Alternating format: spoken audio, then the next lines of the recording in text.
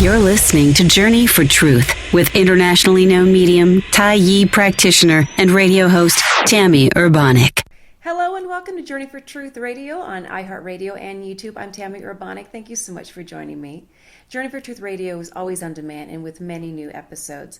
On my website, empowermentthroughhealing.org, you'll see a treatment titled Internal Conflict.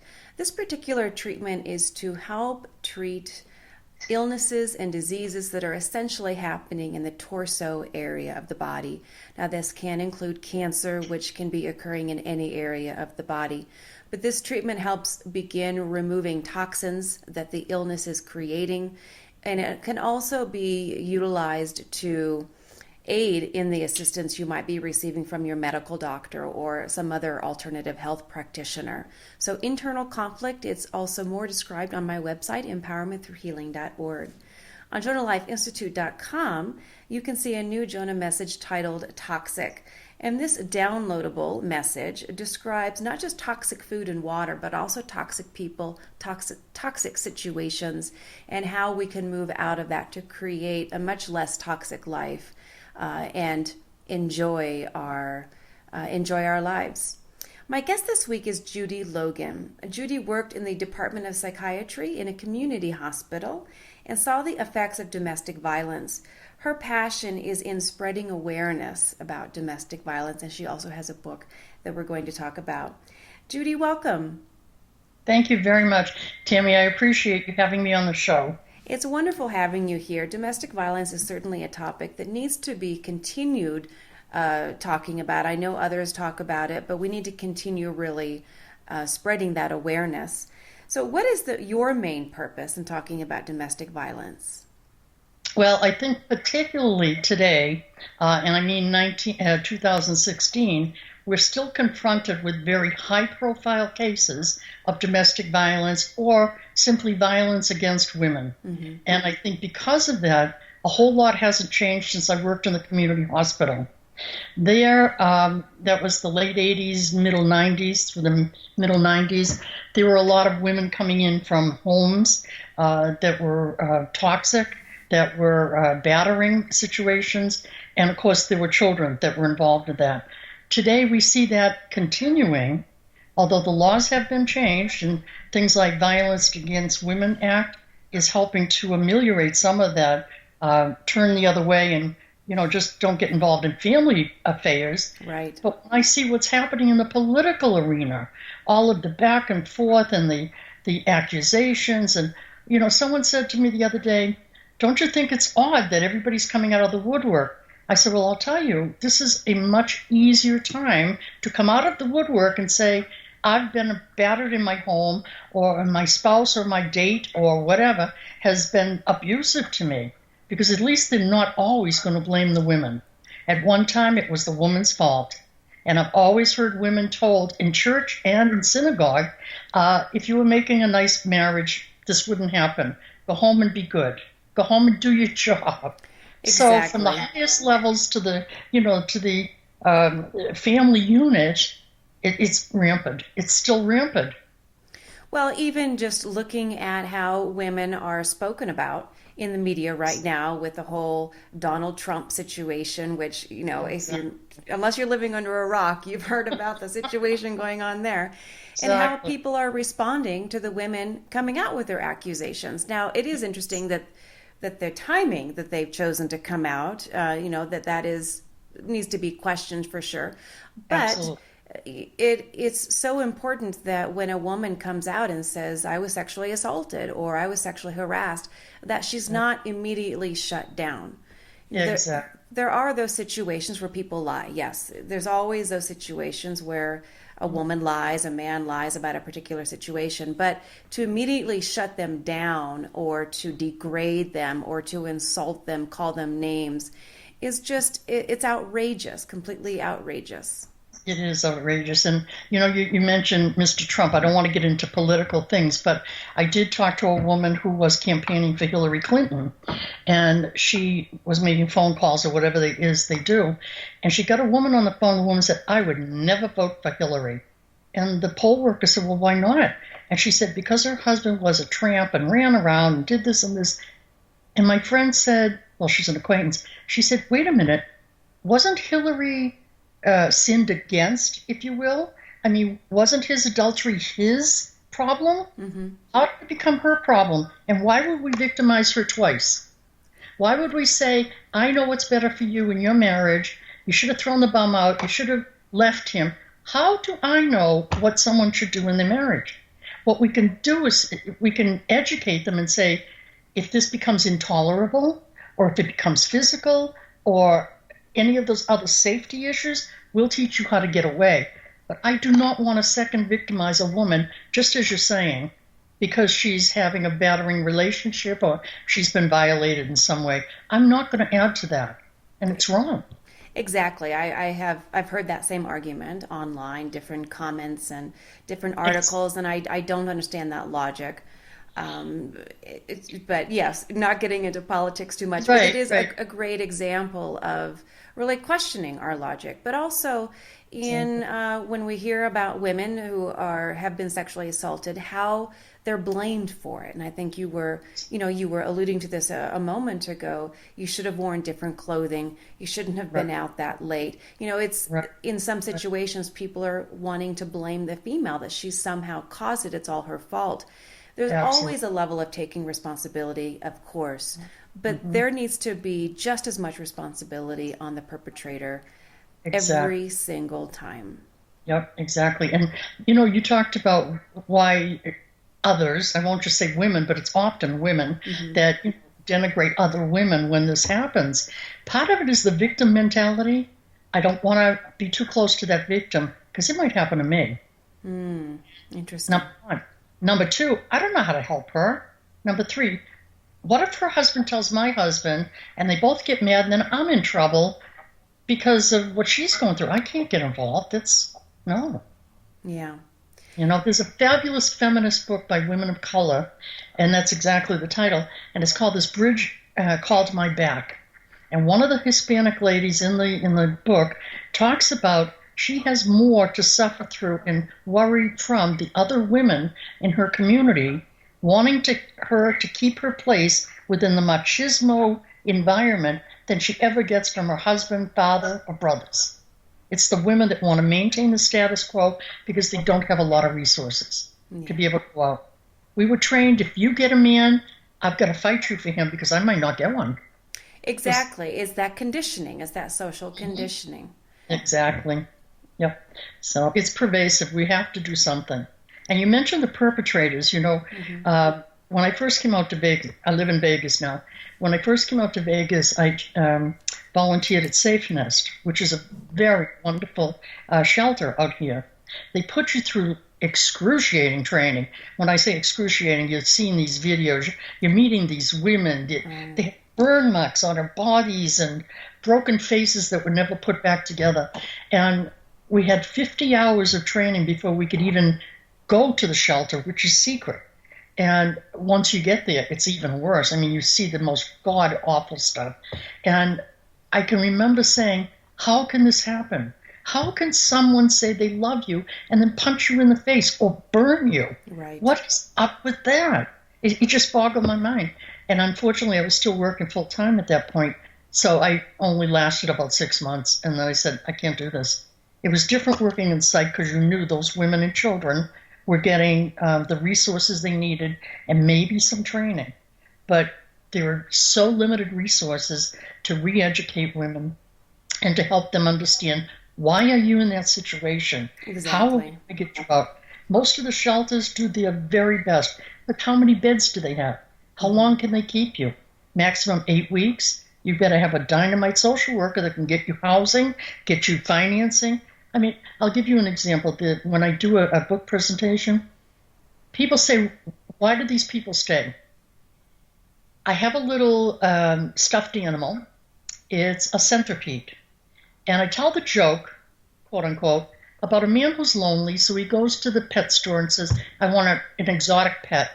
Long story short, the pet owner says, why don't you get a centipede? They're wonderful. Guy says, okay, brings it home, builds it a house. He goes to work. That night he comes home, he goes, centipede, you want to go out for a beer? No answer. Centipede, do you want to go out for a beer or not? The centipede says, hold your horses, I'm putting on my shoes. If you're in a battered relationship and it's just you, how many legs do you have to run on? If you have one child, how many legs are you running on? You have 2 children, you have 3, 4. How fast can you run on 10 legs? Especially when getting out is the most dangerous time. You can't run quickly. Right. And I agree with you with the many different shelters that help women. And as far as I know, I don't think there are shelters for men who are abused. And there are some starting up. There are some. Okay, good. More, because this is interesting. We always assume women are the only victims. There are 1 in 4 victims in America. Men are 1 in 6. Wow. And that's adult men. And one of the things that hasn't been examined yet, which I think I'm going to do in another book, is the whole domestic violence within homosexual relationships, lesbian relationships, elder people who live together for economic security. They may not be related or relating sexually, but the other dimensions of people. Now, those are adult men, 1 in 6. Think about all those mothers, 1 in 4, who have little boys. There were shelters back in the 80s that would not take a woman if she had teenage boys. Yeah. Because well, the shelters I think the shelters here. I think the shelters here. Also, I think the age there is an age limit in which if you have a son, you can't go, which is so devastating. What do you do? Yeah, exactly. You leave him home with the abuser?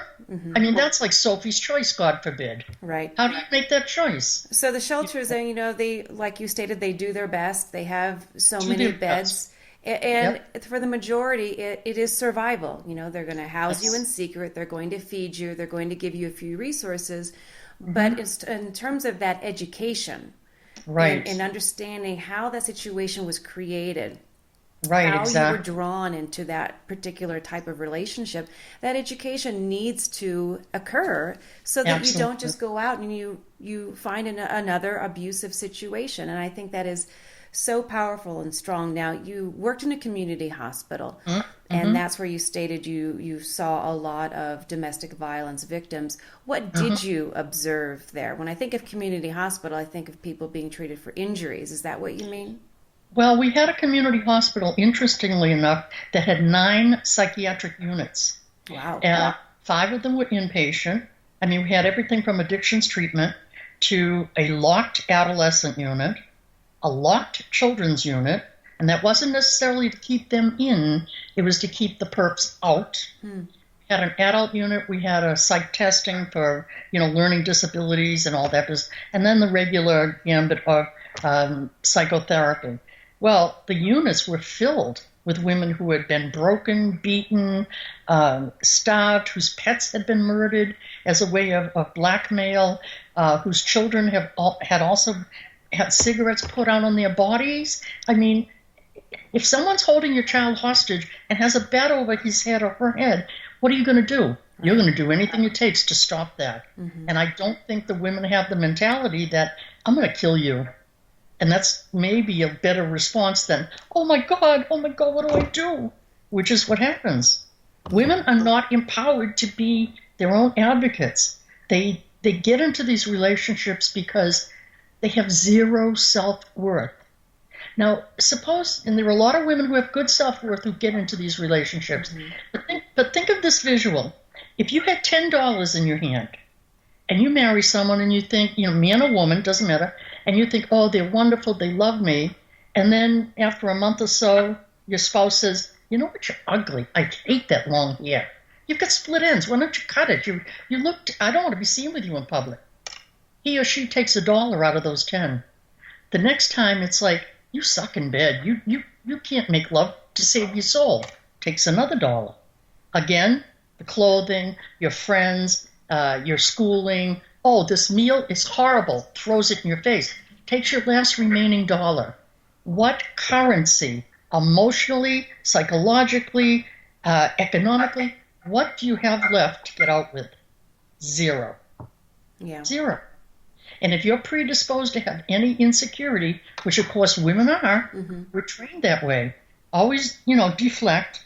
My Right. mother was a very strong woman, and yet her generation, she would have been 99 this year, her generation acquiesced to everything their husbands wanted. If the husband said, "You're not going out," they didn't go out. "You're not going to have friends," you didn't have friends. They were battered and abused and didn't even know it. Their relationships were not healthy. Mm-hmm. They might not have been punched, but it was not healthy. Yep. Now, many want to hate the abuser. Right. You know, when we hear about a woman being abused, they want to go beat on the abuser. Right. What can we learn here in understanding why a person would choose to abuse his wife, his male partner, his children, or a woman choosing Right. to abuse her husband or her female partner? Right, exactly. I'm not a psychotherapist. My master's is in education, but from what I've seen and what I've read in the psychiatric literature, impulse control is one of the biggest problems that people have who have anger issues. And there was a video on YouTube the other day where there was a man and woman getting married, and he gave her cake and she took it off the fork, and then she gave him cake and kept teasing him, pulling it back and forth. Finally, he went like this and knocked the fork out of her hand.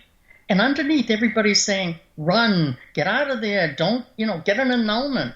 Because that impulse control, for whatever combination of reasons, he was either humiliated, angered, embarrassed, or just pissed. He had to lash out at her. So it's often impulse control. It's also nurture. It's what you see. Sometimes it's biological. If you have a mood disorder or you're schizophrenic or, again, your character disorder, there are all kinds of physiological things that can be helped with chemicals, can helped with, psychotropic drugs, that sort of thing. I'm really out of my league talking about the psychiatry of it, but people get into it for another reason that we can talk about. I have a script. I cast for players in my life. Like for me, I wanted to marry somebody very big, very strong, very, macho, very handsome, and I did. He was gorgeous.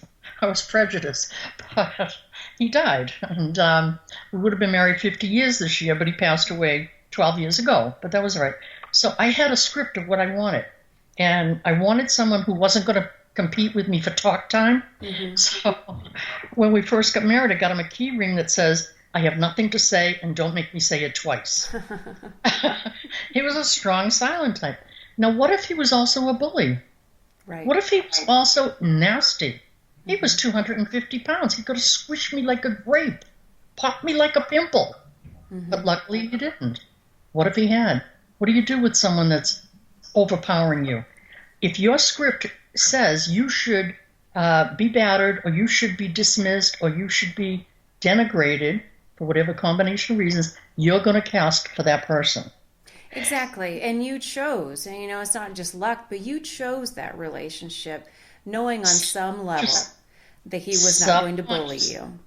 Exactly. Most women, if not all women, do not enter into a relationship hoping to be abused, hoping to be controlled. They usually enter into a relationship wanting to be taken care of. They want to feel secure. And that's not bad or wrong, but it then leads you to give your power away to someone versus wanting to enter into a relationship where you're an equal, where you're compatible, where this person's personality complements your personality and you can be on the same journey together. That's where I see a healthy relationship. But, the word bully, that's a perfect word here, that some people grow up to be bullies because they were bullied. And the point of my question was trying to guide people to look at, yes, we can look at an abuser and we can say this person has really, really hurt another person or people. And there need to be consequences for that on some level.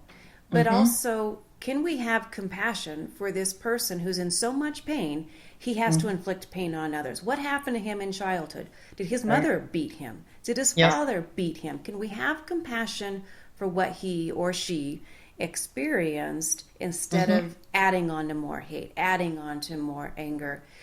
Is, I think an important point for people to look at.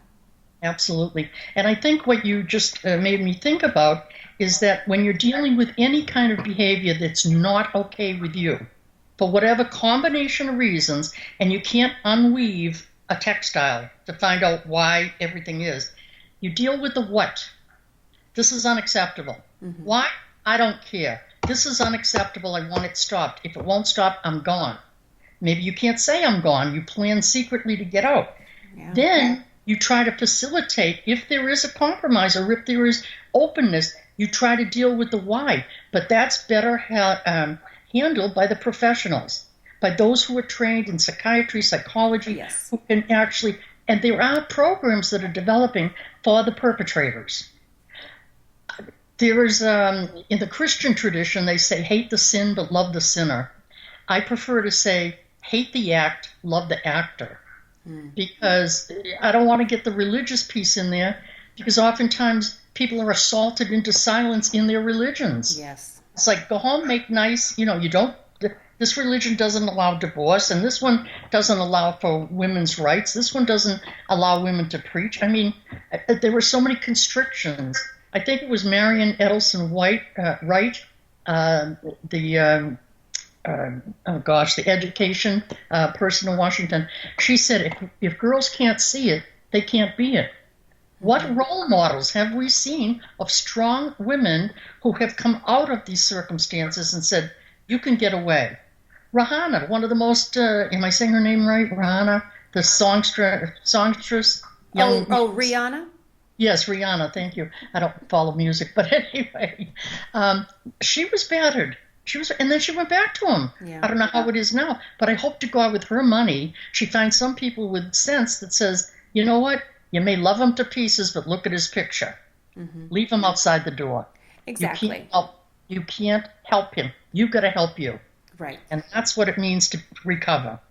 To make yourself the priority and to really heal and come to understand how that relationship was created, what attracted you into that type of relationship, so you don't keep recreating the same cycle again and again. And recasting for the same script. Exactly. I met a woman in South Boston when we lived in Massachusetts. That's where we were all raised, my husband and me and all that. And she had a beautiful little 5-year-old, gorgeous little girl. And I think she was Hispanic. I forget what nationality. But anyway, beautiful little girl. And the mother's calling her the devil child. And I said, what? And she said, well, she's the devil's child. I said, at 5 years old? And she said, oh, yeah, she's just went into a stream of swears. And I said, do you know she's going to live up to that? What you say to her is what she's going to become. Because nobody wants to go against their mother. Yeah. So if the mother tells you you're a devil child, you're going to live up to that to please your mother. That makes me sad. My children are everything. I would kill for my children. Not just die, kill. But the point is, this woman was literally throwing away her child at 5 years old. What did she say to you when you told her that? I was appalled. I said, she's so gorgeous. She's so beautiful. She said, well, you live with her. I said, great. I've always wanted another daughter. I said, let me take her home. And of course, my daughter's over there going, Mama. That is very sad for the little girl involved. Terribly sad. I understand that sometimes parents want to blame their children for their behavior, right. But you have to look at, what did they observe? Yeah. Right upon birth, children hear everything, they absorb everything. Absolutely. And, as soon as they have even their sight and they can sit up and they can see you and they can see you interacting with other people and they can feel your interaction with them, they're going to absorb all of that and start seeing that as the example and begin acting out in certain ways, unfortunately. And that makes me sad, but I know that happens. It's very sad. Very sad. Now let's talk about your book. Oh, okay. Your book, Shelter Me. What is this about? It's about two women in crisis, of course. People ask me, do you ever write anything that's funny? No. Although I have published a few funny short stories. But my book is about two women in crisis. One is a recently widowed executive's wife, used to the high life, now has to get her first job at 55 with no job skills. And of course, she's grieving, she's angry, she's hostile. And the other woman is a young battered wife and mother who becomes her work supervisor.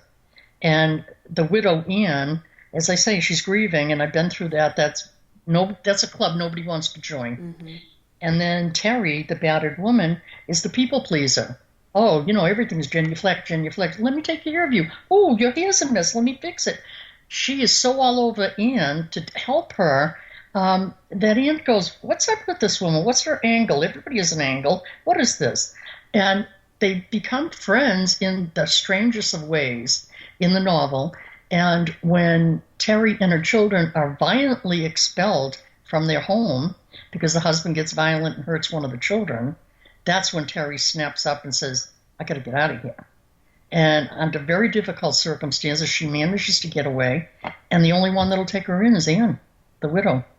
So from there, the widow, who had a very good love, very nice love, convinces Terry to start action to get her husband out of her life. But it's like taking gum out of your hair. Yes. You can use ice cubes, you can use a comb, you can cut it. There's always going to be residual gummy stuff in your hair. And, a couple of times she goes back to him, and until the very serious climatic end, people don't know if she's going to live or die. Wow.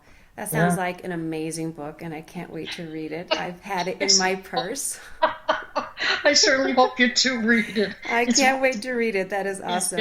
It's very graphic and very violent. And I think the blurb that I got on the back from Dr. Ethan Samuel Rothman, who is a psychiatrist at BU School of Medicine, he said this should be read by every professional who deals with battered wives and their families, and by anyone who has to be a friend or a partner or a family member of one. Now, do you have one or two happy ending stories of women or men that you've heard who were abused and they were able to move on successfully? Absolutely. Couple of them I can't talk about because they're in my family, but definitely there are some women that I'm still friends with today that had come through the hospital, way back in the 80s and 90s, and it was very difficult. You had to keep talking to them and talking to them and talking to them. You're okay. You're worth it. You're worth it. God doesn't make junk. You're okay. You can get away. A bad love's not better than no love. You're better off without love. Learn self-love. And finally, they said, oh, and other people said, why do you bother to keep talking to them? You must have told them that 19 times. And there's a famous story by John Wesley, about John Wesley, the man who created Methodist Protestant religion. His mother was teaching him things, and his father got angry. He said, why do you tell that stupid kid 19 times or 20 times? And she said, because if I only tell him 19, he won't get it. You have to reach the H in enough. Mm-hmm. ENOUGH. Every letter takes a building, and once you're at the H in enough, you'll make a move. Yeah. You have to stick in there with people. Don't go down the trap of, I've told her so many times, I'm sick of telling her, she doesn't want to change. No, she's got to unravel that tapestry. There are so many things that are involved. So her whole life. So once you got to that 19, 20, 21 times, you started seeing change. Absolutely. And the whole crux of it is you must not give up on them. Yeah. Must not give up on them. You can't. You're pulling a tiny fish in from a very turbulent ocean, and you want to get that fish on board and put her in a new bucket of water, or put him in a new bucket of water to save them until you get on shore and can put them in another pond. Amazing. I love hearing about that. Now, where can people find your book and your information? My book is available on all online sites, Goodreads, Amazon, Barnes & Noble. I think it's on eBay, too. Somebody's selling my used books. But that's okay. It means they read them, I hope. But they're available on all those. And I have a website, JudyShineLogan.com. Excellent. Well, thank you, Judy, so much for being my guest today. Thank you so much, Tami. You're doing great work, and I just bless you and hope it continues. Thank you so much, and thank you, listeners, for joining me here as well on Journey for Truth on iHeartRadio and YouTube. Until next time, have a fantastic week.